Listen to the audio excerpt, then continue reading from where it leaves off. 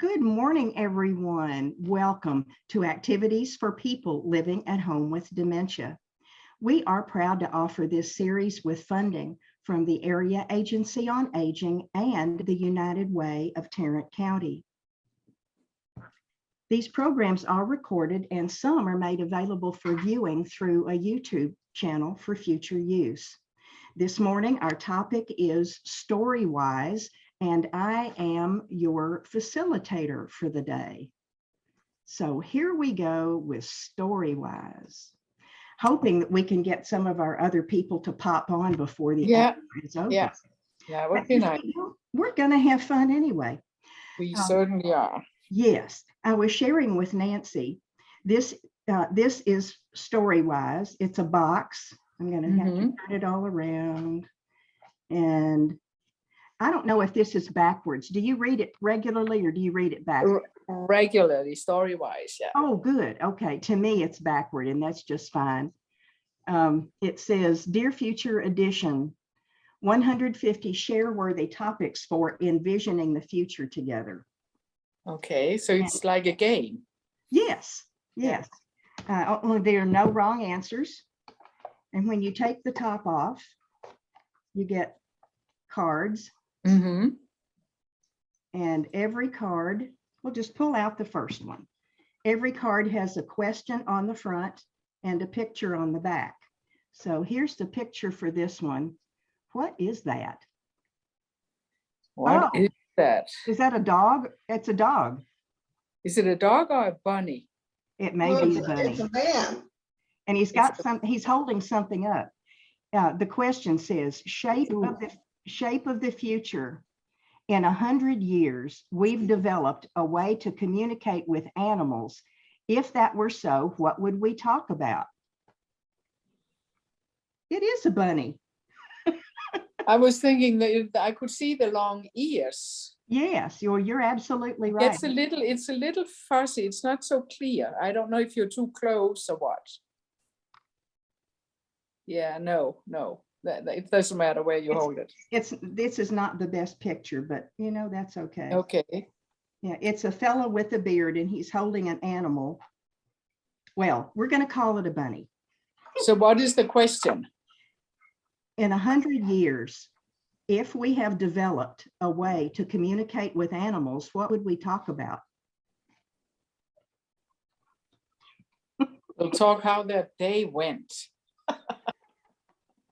While we were out walking, what did you do? Yes, that's right. I know Nancy doesn't have a pet currently. Hans, do you have a pet at home?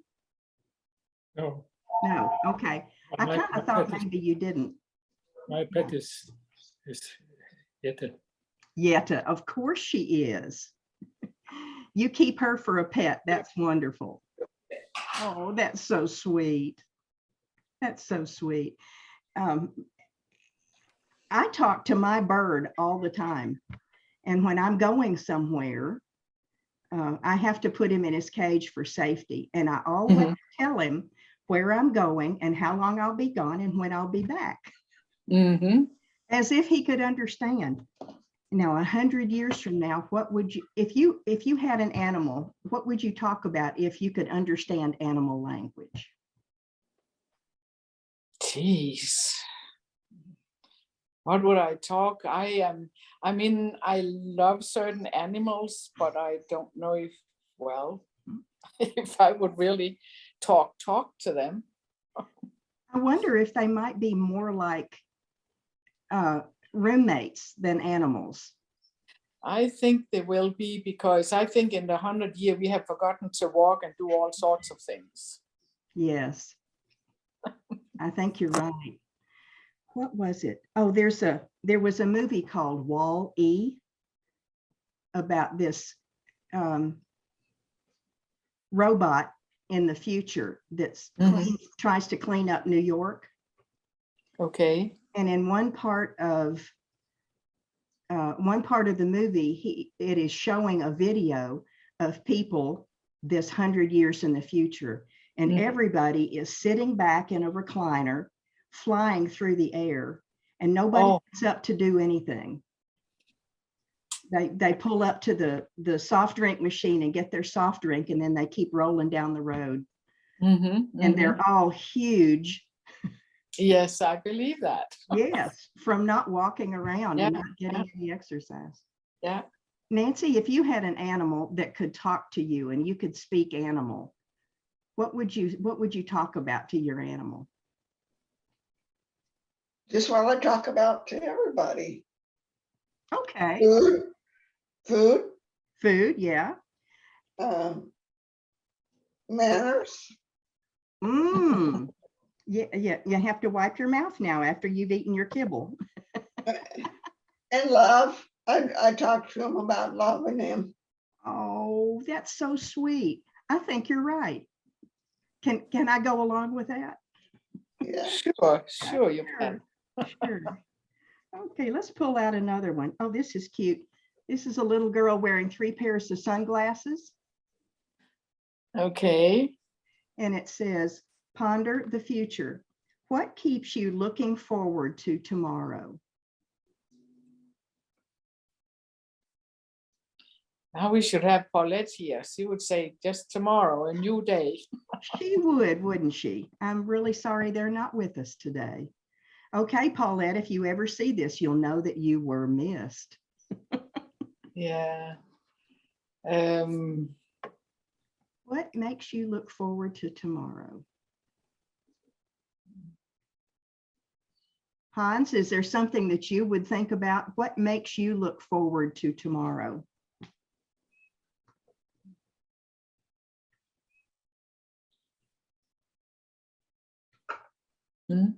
I'm thinking. You're thinking. Yeah. I can see the wheels turning.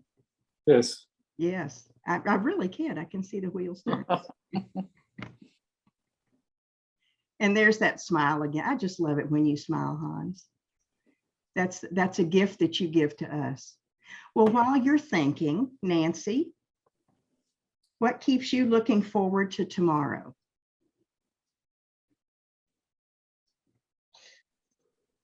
The weather, the world outside, Mm-hmm. and knowing I'm going to see my loved ones. Oh, that's sweet. Mm-hmm. Yeah. Mm-hmm. And I look forward to getting dressed every day. Isn't that fun? It's still something you want to do. Yeah. Yeah. So you haven't gotten to the point where it's shorts and a whole filled t-shirt and sitting on the couch watching TV and that's it. That sounds more like a cartoon, doesn't it? Yeah. Yeah. Hans, Yeah. No, Hans, what have you figured it out? what keeps you looking forward to tomorrow? But we will no longer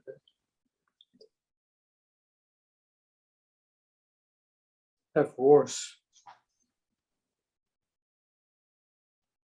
I didn't quite catch that. Say it again. That was right. That we will no longer have to Have wars. have wars. A war. Oh, yes. Oh, Hans, that is just so wonderful. We can look forward to the day that our planet comes together in peace. Mm-hmm. Mm-hmm. Yeah. Yeah. Looking forward to that you are able to get up. Yeah, that the life is still good enough, and hope that your family will stay healthy so that you can see them every now and so often. Yes. Yes. We're not done being kind to one another yet, are we? No, we are not. No. That's a great point. Yes. And then I'm just looking forward. I'm hopeful for every new day that our country will change its minds on a lot of things and work together and not against each other. That's what I'm looking forward to. I agree with you. That is one of my daily prayers, that we will come to our senses and come Yes. together for the common good. Yes. Absolutely. Okay. Huh. This is interesting. This looks like boat people or houses up on shacks up on stilts. Else. Uh-huh. There's On a And a boat. boat, yeah. boats, yeah. This one says, where have you traveled that opened your eyes to another way of life? Wow. That's pretty loaded. Opened to another way of life. I went to see my great aunt and uncle. We always had to travel in the car to go visit with them. And they were very humble people. They lived so far back in the woods. Well, it was flat land, but it was pasture land. It was so far back that we had to stop the car and open the gate and drive through and close the gate because of animals. We had to do that with 5 different gates before we ever got to their house. So they were way back in the middle of nowhere. Wow. And they lived off of, it was before Social Security. They had pigs and chickens, and they had government cheese and government peanut butter. The government used to give people that were poor, I want to say maybe a 20-pound block of cheese and a big can of peanut butter that would last them a month or two, since there wasn't money to be given. And they had an outhouse, and the outhouse was inside the pig pen. Oh, wow. So I guess you couldn't smell anything. you couldn't, no. You go out the back door and through the yard and open up the pig pen and close the pig pen behind you and then fight with the pigs to get to the outhouse. Oh, man. Yeah, that taught me to be grateful for absolutely everything that I have. Yes. And I can remember there were 3 of us and I was the youngest of the 3.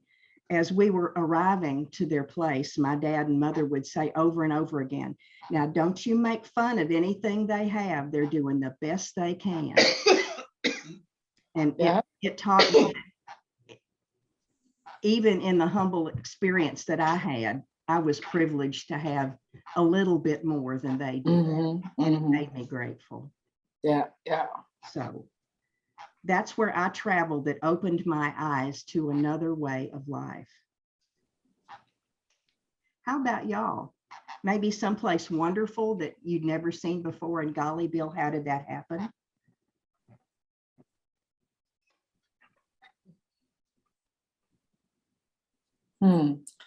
This is difficult. And if it's too difficult, we'll move on to if you've traveled to someplace like there have been a lot of mountains or a lot of places where, I mean, here we came as rich Americans, and you see how people were living, and several family members in one little house, and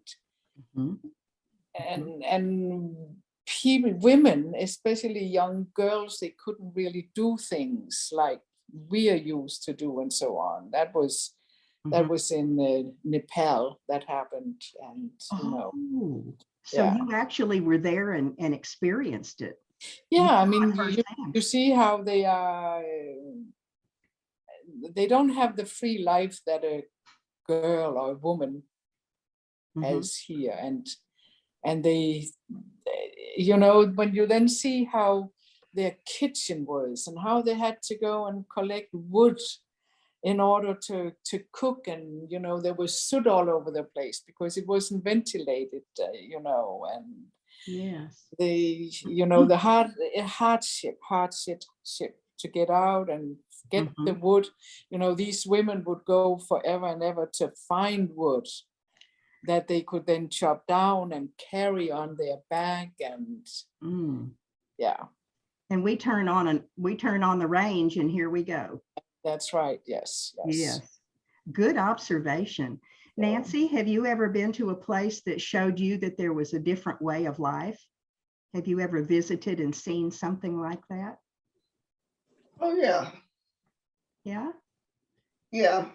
I went to New Zealand and the Maoris were able to spend 2 or 3 days just visiting where they do their cooking and cleaning and just to follow them and here it's a completely different way of life. They live outside. Even when we went to Australia, they live outside. Wow. And my husband and I also went through Brazil at the upper part up at Manaus. And saw a completely different way of life in the jungle. Oh, wow. Yeah. We were fascinated with the animals, lots of animals. Yeah.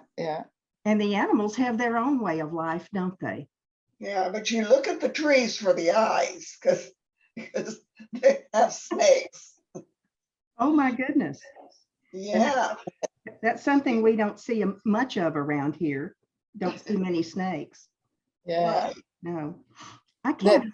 Go ahead. Yeah. No, I was going to say, since Nancy mentioned Manaus, we have also been in Manaus. We sailed in on a ship, and one experience we had there was that there was a free concert in the beautiful opera house.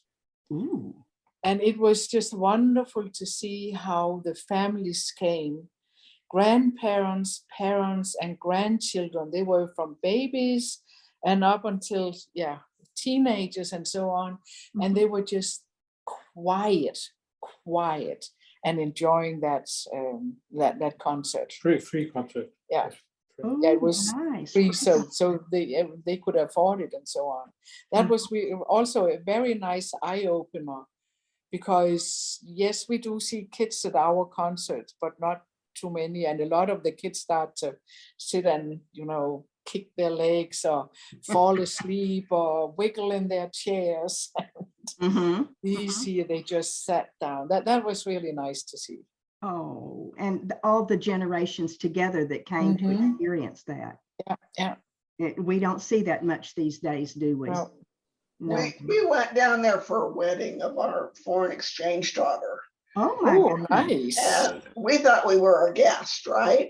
We were not a guest. We were the godparents. Oh, wow. So does that mean you were part of the wedding? Yes. Wow. Tell us about it. Well, we just had to sign papers and for them to get married. Oh, that was nice. And be with the wedding group over on the other side of the church or the front of the church. What an honor. Yeah, it was. Yeah. And you had this person in your home as an exchange student, is that right? Right. Oh my goodness. That just must have made your heart swell with pride. Oh, yes. Yeah. And all of that is some other way to live. Isn't that nice that we're not all the same? Yes, it is. Oh, life would be.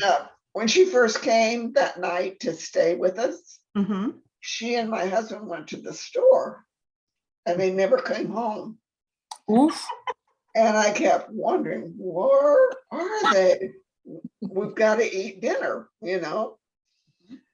And when they came in, she had to know the name of every fruit and vegetable in that whole store. And there weren't any cell phones, so you couldn't call your husband, huh? No. My guess is that she had probably not seen that many fruits and vegetables anywhere all gathered together. Right. Oh my goodness. Thank you for sharing. That just makes me grateful all over again. Doesn't it you? Mm-hmm. Yes.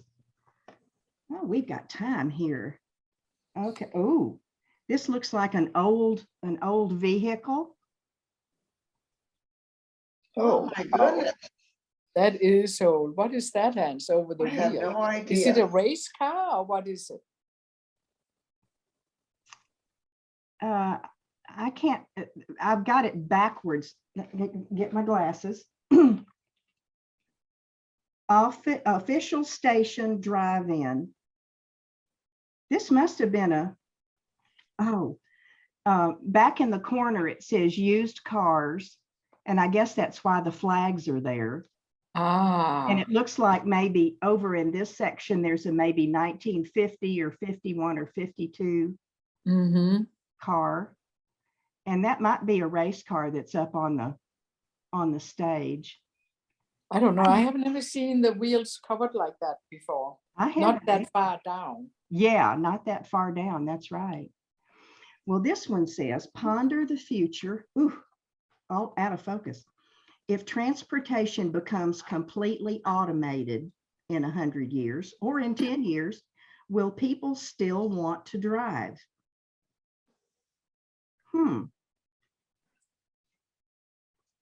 Good question. What do you think? The Tesla's doing a good job. We've got some driverless cars now. Yeah. I wonder if maybe kids, young people might want to still drive so that they can feel like they're playing their games on the screen. The car is so much a part of the ego, That's a Mhm. great way to put it. especially to men. Yes. Yes. Oh, yes. Mm-hmm. Come here. Yeah. It seems like we women got cars just because we had to have a way to get around. And the guys are saying, look at me, look what I've got. Mm-hmm. Yeah. Um, Yeah. Who did you know that had their ego wound up in a car, Nancy? Oh, my husband. Yeah. Oh, gosh. We had a Jaguar. We had ended up with a Mercedes. He Uh-huh. finally got the number 5. That's really the big one. Ooh. Uh-huh. So he loved his cars, and he washed them and kept them clean, and he took care of them. Yes. Oh, that's so true. So true. And some of them will hand wash them over and over and over again. Yeah. Keep them clean. Yes. Yes. My husband passed away at age 80. And up until when he was still having conversations, he would still talk about his first car and how it had a shaved off nose and it had wheel covers, kind of like this thing that we saw up on the stands. It had wheel covers, but like you say, not so far down. He was so proud of that first car that he bought with his own money. Yeah. Yeah, I don't think if the cars really become automated, I think there will also be more buses or so that just slide by your houses and your job on and off. Ooh. Oh, yeah. That would be so nice, Yetta, wouldn't it? It would be. I'd love to have 10 times the buses and not have to drive a vehicle. Yes, yes. When you know they're all going around town, like the trolleys do in San Francisco. Yeah. But even those have drivers. Maybe not. Maybe not in the future. I think it would be all without drivers. They're working hard on it, aren't they? Yeah. If it's completely automated, will people still want to drive? Do y'all remember in my family back in the 50s when gasoline was cheap and we didn't have much money, we'd go for a Sunday drive. And I don't know if that would put us little kids to sleep in the back seat or if it was just to get mom and dad out of the house, but we would go for Sunday drives. To get out and see something new. We didn't have a car for a long time. So sometimes my dad would rent a car. And then we would also drive on a Sunday and just go for 2 or 3 hours, and then he would deliver the car back. Mhm, mhm. Yeah, I remember that. Oh, my goodness. So I think maybe the answer to that is probably yes. Some of us will still want to have our hands on the wheel and have control. Yeah, maybe. Yeah. And then there will be others of us who just want to sit back and knit. That's right. Just take in the scenery without having to worry. Yes. When I was working, I always had mountains of paperwork every time I'd go visit somebody. And I used to wish that I had a chauffeur so that I could go visit my families and then let the chauffeur do the driving, and I could sit in the back seat and do my paperwork. Yeah, And yeah. I figured it would save me loads and loads of time. But Yeah. I never got the chauffeur. That's too bad, Martha. You never put in a request, huh? No, that I don't think they would have upped my budget that much. Probably not. Oh my goodness. Let's see. What do we have? Oh, this looks like the bottom of one of those huge dishes that talks to outer space. Oh, And it what are they says, called again? Not a radar. What are they called? uh, And what are they called? Those things that we look at stars with. yeah. No, that was not. That was not what it was? No. Well, this is the one Like, that listens. This is the one that listens. It They're big listens dishes. out of. Mhm. Says, if we find alien life, what do you hope we learn from it? Ooh. Come here, baby. Excuse me just one second. You just left me a nice present. Thank you. Crazy bird. If we find alien life, what do you hope we learn from it? I hope we learn to cure certain diseases. Wouldn't that be wonderful? Mhm. Yes. And to see if they've learned what peace is and can teach us how to do that. Yeah, yeah. We're such a strange earth, aren't we? Mm-hmm. This whole box is about thinking of things that what if and could be and going back in memory. Nancy, is there anything that you would hope to learn from alien life if we ever ran into any that communicate? Just how to be kind and, be opposite of the way the guns are in this country. Oh, yeah. Mm-hmm. Oh, yeah. Please. I would. Yes, so we wouldn't want to kill people. Yes, yes. Mhm. I hope we can learn from them that it doesn't do anything to be that way. No. And you would think that if aliens made it down here and wanted to communicate with us, that they would have to have some sort of peaceful existence to want to reach out to us, because we are obviously way behind anybody that's on another planet or in another solar system. Hopefully we would be able to accept them. Yes, yes. Instead of wanting to shoot them down like some folks. Yeah, yeah. That's a great point. Acceptance is the first thing. Yes. What do you say, Hans? Do you have a thought about this?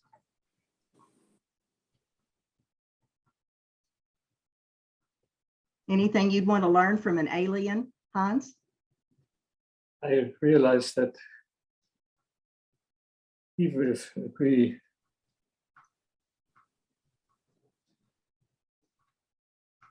have an encounter with aliens, that we will not be able to recognize that it is an alien. Yes. Well, I guess if they don't look sort of like us, I mean, if why would they be like us? Like us. Let's hope they're way more advanced. Or maybe if are you saying maybe things like if bugs were aliens, we don't recognize them as being aliens. We just think of them as bugs on our planet, Yes. unless we see their ship come down and land. Why would the spirit a ship? Yes. The spirit of the ship. Is that what you said? It could be a jelly Could be a jelly ship.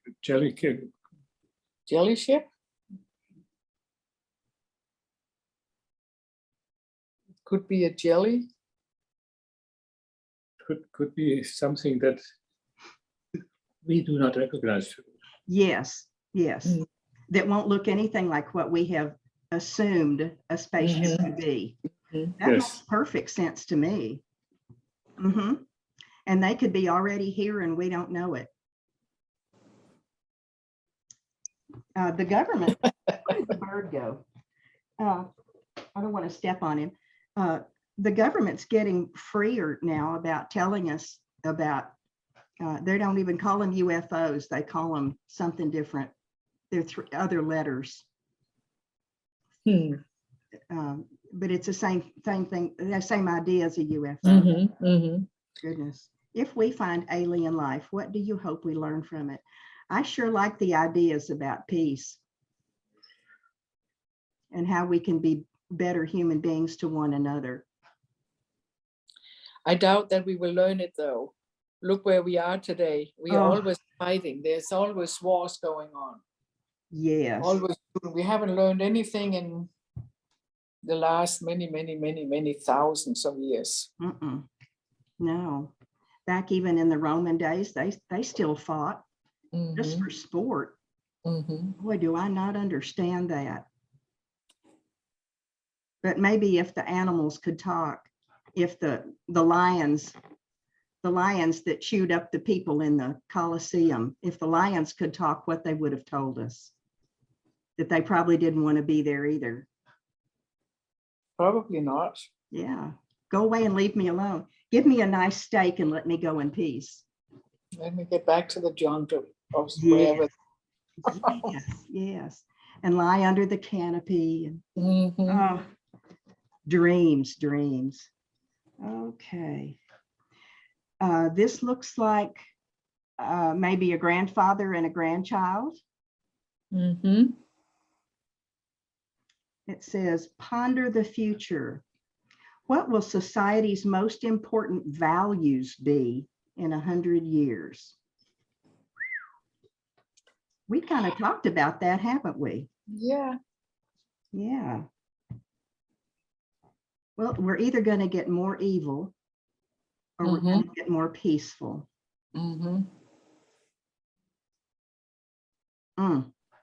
What would you hope we would see? Values. I really hope that we would see families living closer together. Yes. And that we are there for each other and helping out without having to begging for help and things like that. Oh, yes.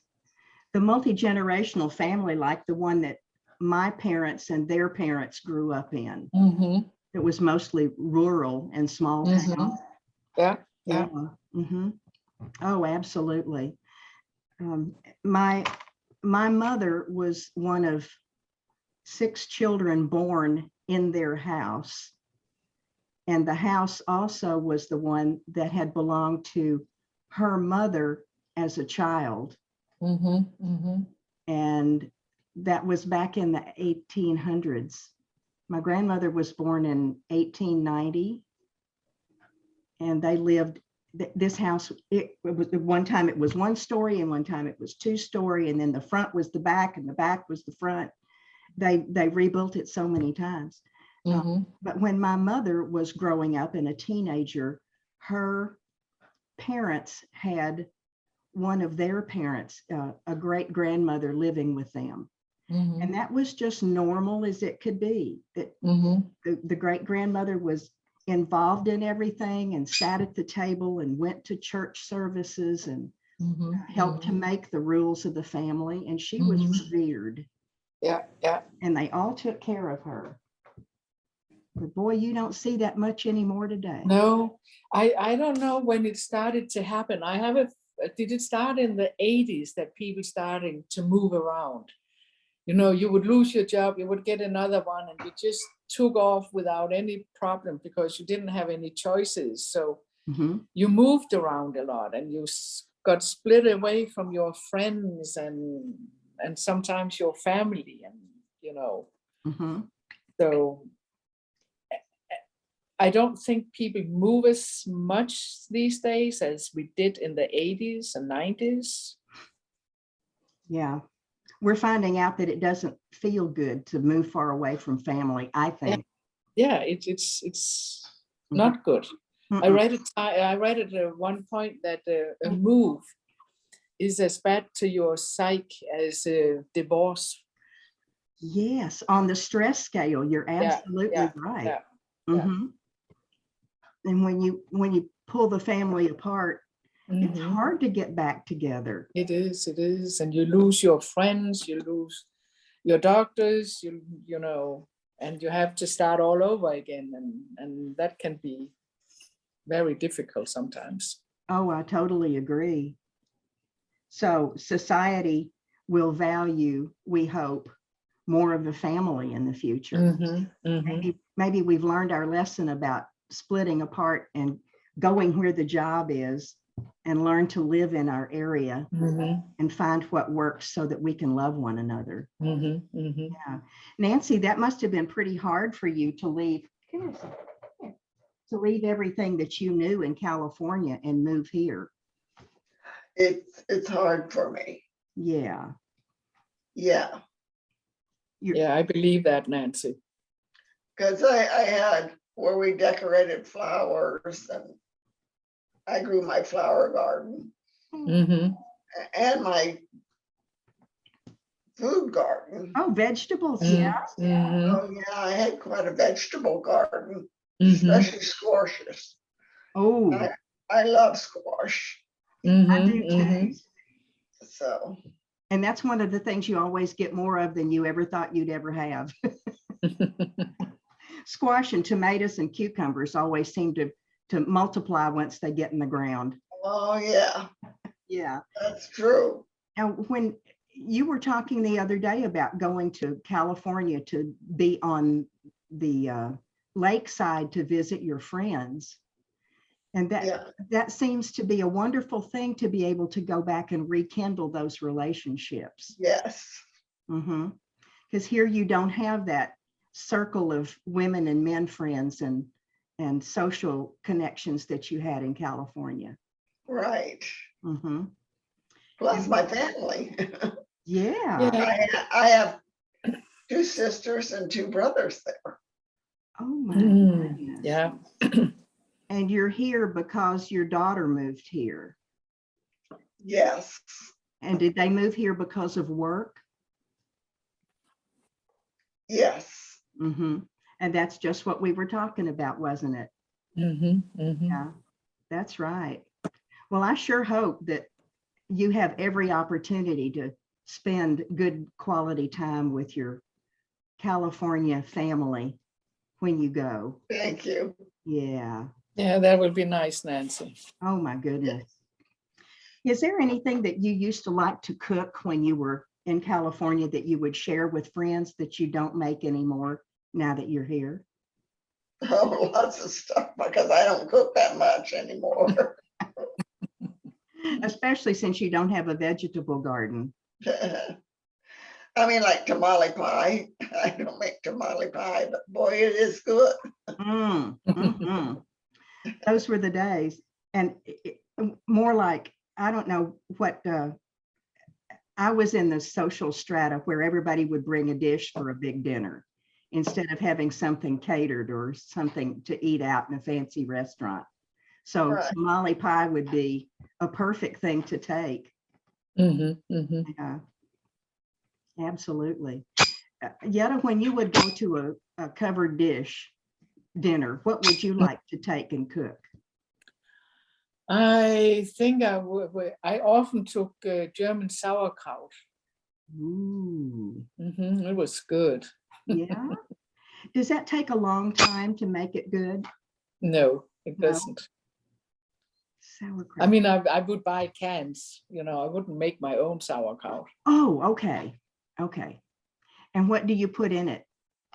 Well, I would have bacon, onion, pork meat, and then grated apples at the end, a little bit of sugar and a little bit of ketchup and paprika. Oh, it's delicious. Yes, It sounds like it. it is good. You make me want to have some sauerkraut and bacon and potato. Yeah, and then eat it with Yes. potatoes. Yeah, good. Yes. Something that was always a big deal in my family was elbow macaroni with pork sausage cooked and then added, and then cheese on the top. And it was really quite basic, but it was my family, my father's family said that they were of German derivation, and they called that the Italian dish. And they would only have it around Christmas time, but it was a big deal. And every year until my parents were gone, they had to have that dish because it had been in the family for so long. Yeah, and a tradition. Yes. My goodness. So our values are going to change in 100 years. Let's knock out one more. Oh, this is interesting. Someone reaching out for help. Looks like somebody's on the ground. Gosh. What's that in the background? Looks like stones. It looks as if somebody's hanging down something and reaching up. Oh, I bet she's rock climbing. Maybe, maybe not. Well, yeah, it's difficult to see. It is, and I'm sorry these pictures aren't better. It says, advice for the future. When was a time you asked for help and were really glad you asked?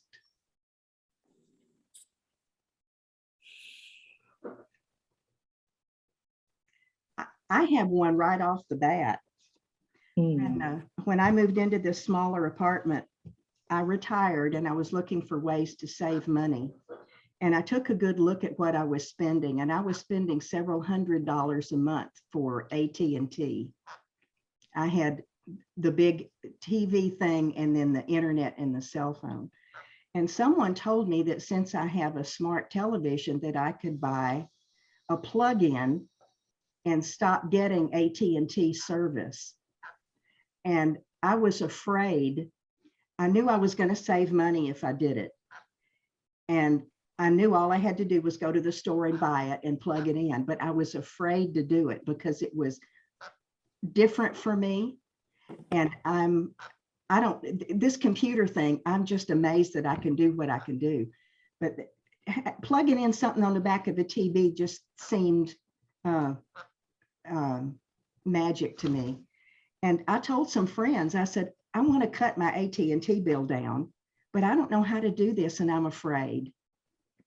And one of my friends said, you go down to the store, you buy the stick, you bring it home and read the directions. And she said, if you read the directions and you can't do it, you call me and I'll come over and we'll do it together. And just because she said that, that gave me enough gumption to go buy the thing and bring it home and read the instructions. And after I read the instructions, I thought, oh, I can do this. And then I called her and thanked her for giving me the encouragement. Have y'all had an experience like that where you knew you needed to ask for something and you're glad you asked? Maybe a recipe or childcare or a job?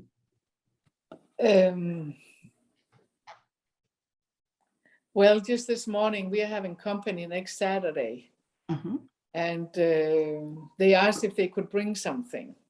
And I said, normally I do it all by myself, but not any longer. So I asked them to bring 2 things.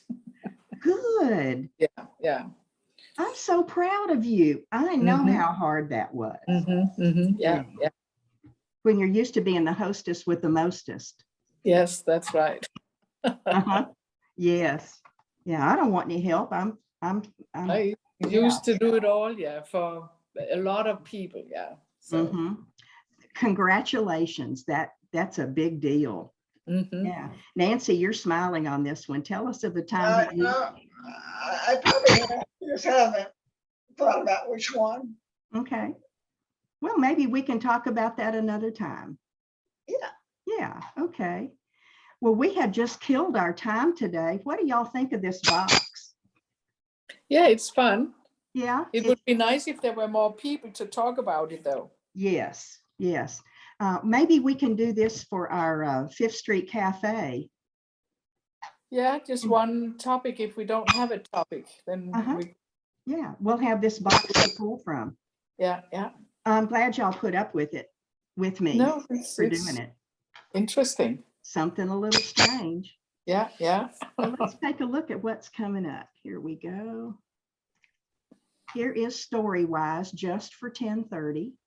At 11:30, oh, solo violin. We may have to tune into that one. That's on the other channel. And at 1:30, Fitwits with Emily. So she's help us clean our brains a little bit. She's always fun. And then tomorrow, Wednesday, oh, I think we're having dogs. Yes, all day. Yes, we are. Dogs, all tomorrow. day. 10:30, 11:30, and 1:30. So if you can't log in at 10:30, we're going to do it again.